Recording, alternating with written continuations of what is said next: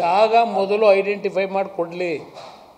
ಜಾಗ ಕೊಟ್ಟರೆ ಗೊತ್ತು ನನಗೇನು ಮಾಡಬೇಕು ಅಂತ ಹೇಳಿ. ತರೋದು ಏನು ದೊಡ್ಡ ವಿಷಯ ಎಲ್ಲ, ತರೋಣಂತೆ. ಬರೀ ಚಿಲ್ಲರೆ ರಾಜಕೀಯ ಮಾಡೋದನ್ನ ನಿಲ್ಲಿಸಬೇಕು. ಸಿದ್ದರಾಮಯ್ಯನವ್ರಿಗೂ ಪತ್ರ ಬರೆದಿದ್ದೀನಿ, MB ಪಾಟೀಲ್ಗೂ ಪತ್ರ ಬರೆದಿದ್ದೀನಿ, ಜಮೀನು ಕೊಡಿ ಅಂತ. ಭಾಳ ಇದೆ ಇಶ್ಯೂಗಳು ಮಾತಾಡೋದಕ್ಕೆ. ಇವತ್ತು ಹೇಳಲಿಲ್ವಾ, 13 ತಿಂಗಳಿಂದ ಸಂಬಳ ಕೊಟ್ಟಿಲ್ಲ. ಕುಮಾರಸ್ವಾಮಿ ಎಲ್ಲ ಮಾಡ್ತೀನಿ ಅಂತ ಇನ್ನೂ ಯಾಕೆ ಮಾಡಲಿಲ್ಲ ಅಂತ ಈ ಕೀಳುಮಟ್ಟದ ಮಾತುಗಳಿದೆಯಲ್ಲ. ನಿಮ್ಮ ಯೋಗ್ಯತೆಗೆ ಸರ್ಕಾರದಲ್ಲಿ ದುಡ್ಡಿಲ್ಲ ಅಂತ ಆಯ್ತಲ್ಲ ಅಲ್ಲಿಗೆ.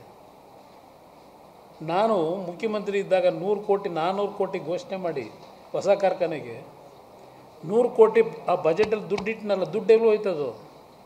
100 ಕೋಟಿ ಇಟ್ಟಿದ್ದು. ಇವತ್ತು CSR ಫಂಡ್ನಲ್ಲಿ 33 ಕೋಟಿ 54 ಲಕ್ಷ ರೂಪಾಯಿ ಇವತ್ತು ಬಿಡುಗಡೆ ಮಾಡಿದ್ವಿ ಇಲ್ಲಿವರೆಗೆ ಈ ವರ್ಷಕ್ಕೆ. ಅಂದರೆ 24-25ನೇ ಸಾಲಿಗೆ.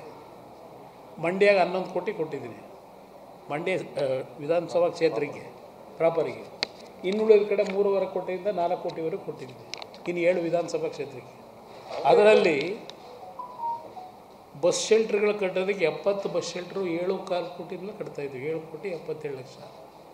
ಇನ್ನು ನಿಮ್ಮ ಫಾರ್ಮರ್ಸು ಇಲ್ಲಿ ರೈತ ಭವನ ಅದಕ್ಕೆ 4.25 ಕೋಟಿ ಕೊಟ್ಟಿದ್ದೀವಿ. ಅಲ್ಲಿಂದ ಬಂದರೆ ಇನ್ಸ್ಟಾಲೇಷನ್ ಆಫ್ 5 ಮಾಸ್ಕ್ ಲೈಟ್ಗಳು 75, 4 ಕೋಟಿ 12 ಲಕ್ಷ ಕೊಟ್ಟಿದ್ದೀನಿ.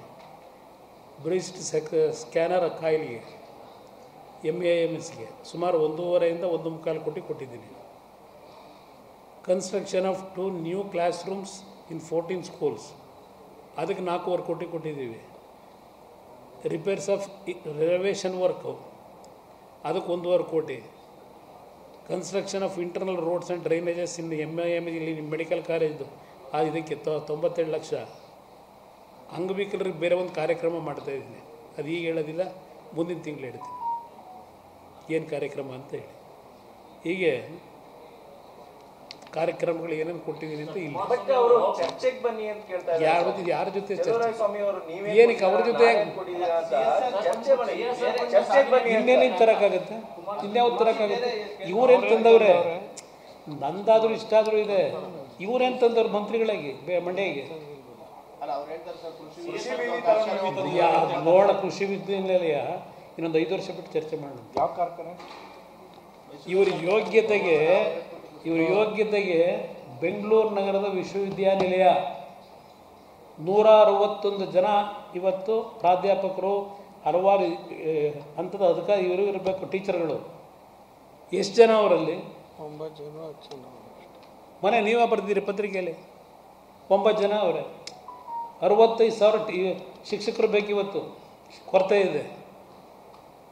ನನಗೆ ಇವ್ರು ಹೇಳ್ಕೊಡ್ತಾರ, ಅಯ್ಯೋ ದೇವೇಗೌಡನ ಮಗನಿಗೂ ಅವ್ರ ಮಗನಿಗೂ ಅದೇನೋ ದೇವೇಗೌಡರ ಹೆಸರಲ್ಲಿ ರಾಜಕೀಯ ಮಾಡಬೇಕಂತ.